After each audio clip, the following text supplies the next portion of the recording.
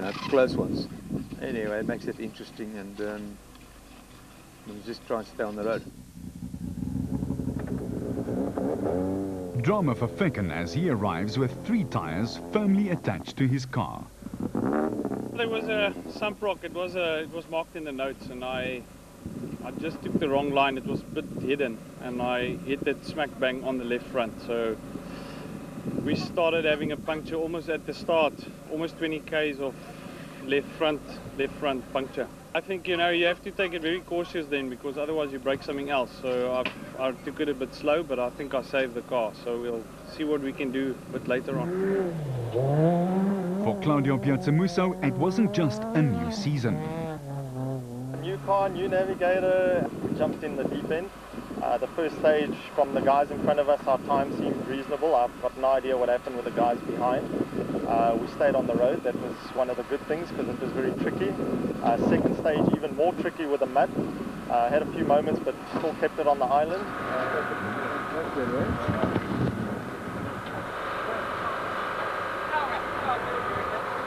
Despite the conditions, Claudio decided to stay on dry tyres. I think we're going to stick to dry simply because there's 2 very long stages, no service in between. There is the odd rocky section, and probably you can make maybe 30 seconds in a stage on mud, or lose 3 minutes on mud tyres if you have a blowout. So I think I'm going to stick to the dry. There is a lot of dry sections, and then there's the odd muddy section. So let's hope there's more dry than wet. Looking at the in-car footage, it's clear that it's too wet, with this car spinning entirely the wrong way. With 8 cars already out of the running after 2 stages, stand by for more action. That's after we dry off the car. Sunshine Coast of KwaZulu-Natal for stage 3, a short 13-kilometer run through some more soggy mud around the village of Umhlali. No, those trees don't constitute a forest rally. After stage 3, we have a big name missing from the leaderboard, Jan Habig succumbing to a broken engine mounting. Johnny Gemmel and Gerard Snyman are the reigning Class N4 champions and overall production car champs, but they dropped 3 seconds to the on-form Rueda in the first stage. Unfortunately, they were set to go no further, retiring with a blown engine in stage 2. Japie van Niekerk and Robin Houghton restyled the now newer Evo 9 Mitsubishi.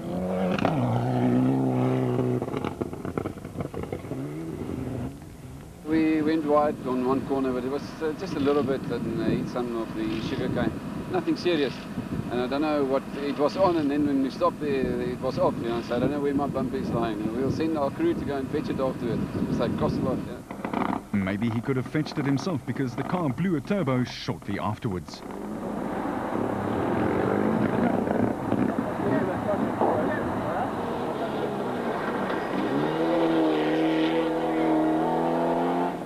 For Rueda and Martin Botha, things were going swimmingly.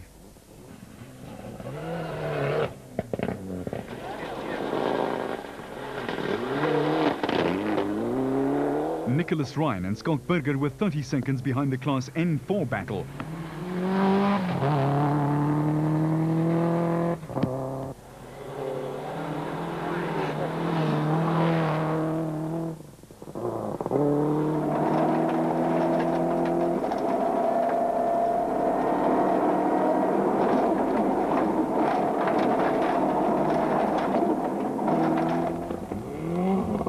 Determined as ever, the Bosel Total Subaru Impreza WRX team was pushing on nonetheless.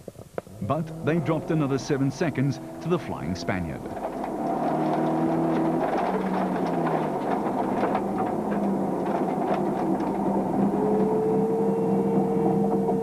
This kind of conditions kind of suit me.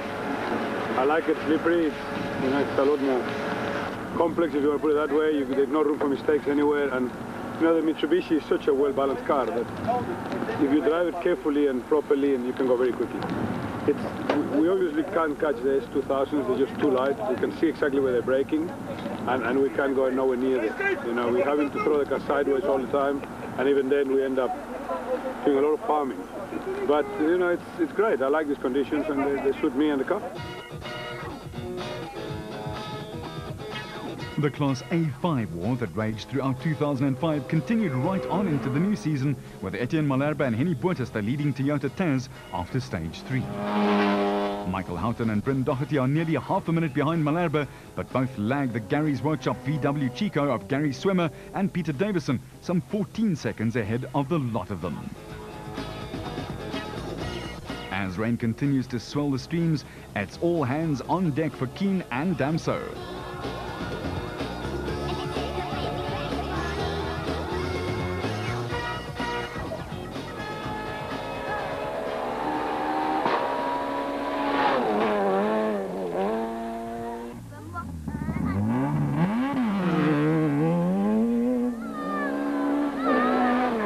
Serge lost a whopping 48 seconds in stage 3 with a puncture, but was fighting back, taking the stage win by 14 seconds.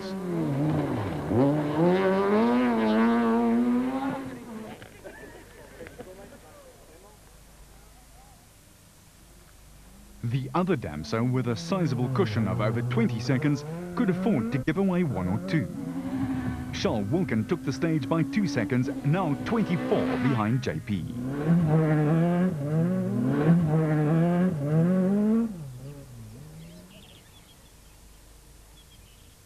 Class N2 is, to use the term, something of a damp squib after Mike Nathan and Rikus Fourie got stuck in the cane in stage 1, losing 45 seconds.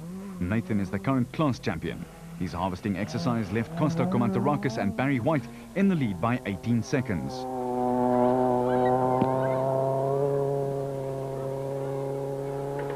Jean Hendrik and Tiana van der Merwe parked their Motor 1 Corolla in a ditch from which they were never to emerge.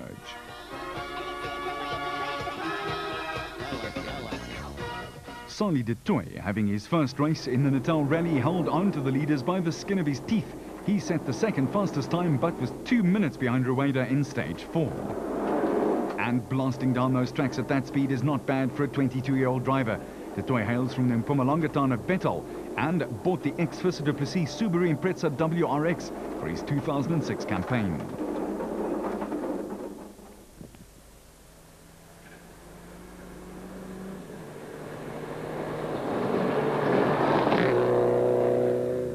In the heat of the A5 battle, Gugu Zulu became a mobile chicane as a result of water causing an electrical dead short in the car, and there was plenty of that lying around.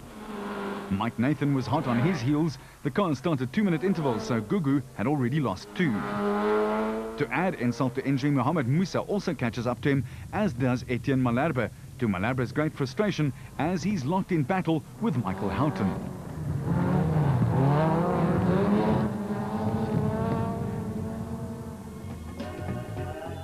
"15 teams never made it to stage 5, the last of the day.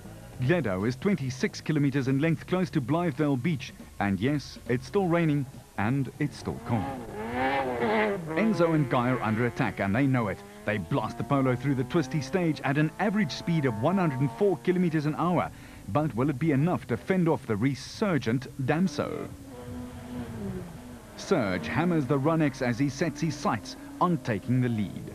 Another 11 seconds is cut from Keen's lead, the Runex averaging 107 k's an hour. The overnight lead is down to just 17 seconds. It only took Hogan Fecken 3 or 4 stages to figure out how four-wheel drive works, and he was on a charge of his own, setting the second fastest time. Even though Keen was leading at the end of day 1, it hadn't been plain sailing. We haven't had a 100% clean run, to be honest. Had a flat tire now and a couple of overshoots, and I haven't been 100% happy. But no one has had a clean run. Challenging out there, very wet, very slippery in the sugarcane, and some of the roads are fast and flowing, which are beautiful and nice to drive. But in between, you have the connecting sections, which is cut grass. So it's very difficult to read the surface because it's just green and you don't know whether it's slushy underneath. Some of it's rocky, and then you got good traction, but then in the corners, in the dips and close to the little ravines, it's very, very wet underneath that grass, and you just slip and slide your way. Keen wasn't the only one sliding away. It was going nicely up until the last stage when we discovered we had 2 punctures. And the one was only about 3 k's from the end, but the rear puncture we had to drive about 14 k's with. So we lost about a minute to JP, so yeah, you know, about a minute and a half behind. But you know, tomorrow's a long day and it can go both ways. Back in the thick of the N3 class, Rodney Fasagi was still a bit subdued. The car was down on power.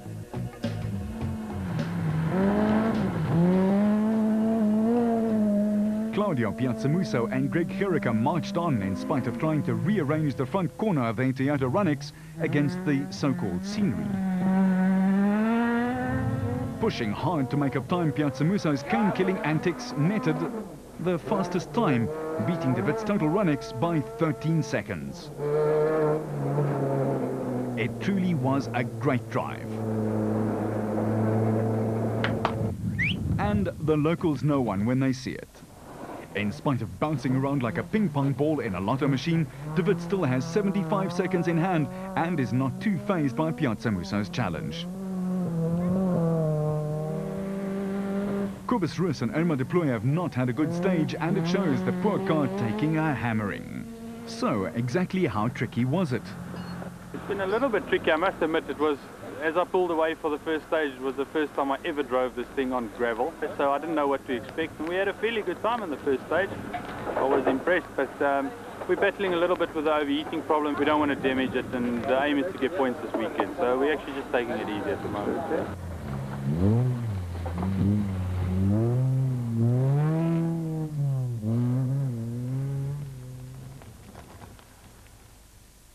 In Class A6, they dropped like flies. Skulkberger and Wimpyberger were one of those no longer in the running, retiring their SB Invest Toyota Corolla in Stage 2 with shared wheel studs. Out too was Richard and Natasha Vaughan, who left us in Stage 3 with a broken gearbox. After a slow start, Craig Trott and John Costa were back in the lead of Class A6. Trott, the current class champion, is consistent, but major opposition is on its way. Returning to driving duty is Etienne Lawrence's older brother in a Team Total Toyota Conquest. Eugene Lawrence grew up in Natal and knows the roads well, but so does Trott, and Lawrence is almost a minute back.